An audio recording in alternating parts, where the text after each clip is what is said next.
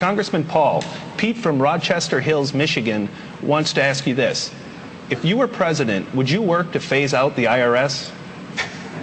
Immediately. That's what they call a softball. And you can only do that if you change our ideas about what the role of government ought to be.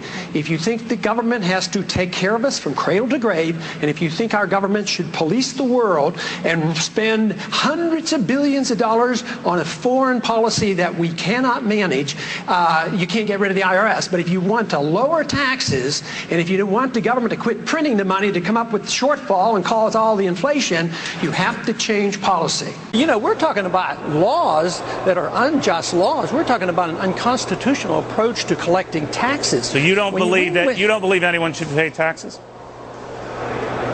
Well, I think if you don't like the tax law, you should change it. That's why I run for Congress, and that's why I run for the presidency, to get rid of the IRS, because the assumption No, these guys are going one better, though, Congressman. They don't want to pay taxes. Well, I don't want to pay it either. I'd like to get rid of the IRS. I want to get rid of the income tax. I want to repeal the 16th Amendment.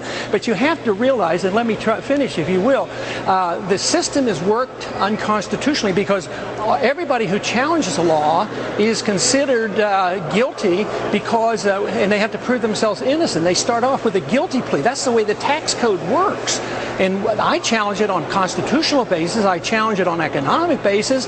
And I just don't think it's part of the American spirit. We've only had this income tax for a small number of years. Congressman, I want to be clear. So you're saying you're against taxes?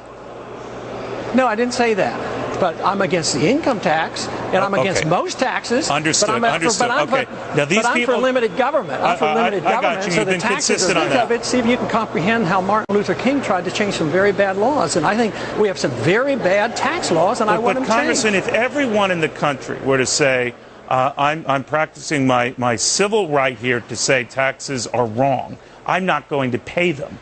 Pretty soon, we wouldn't be able to pay for that building you're standing in. We wouldn't be able to pay for your salary. We wouldn't be able to pay for pretty much anything. Well, what did they do before 1913? How did you think they built this building? Do you think they built it with the income tax? They built it with borrowed money in the 20th century and the Federal Reserve when they print the money when they need it. So, yes, I'm challenging that whole system.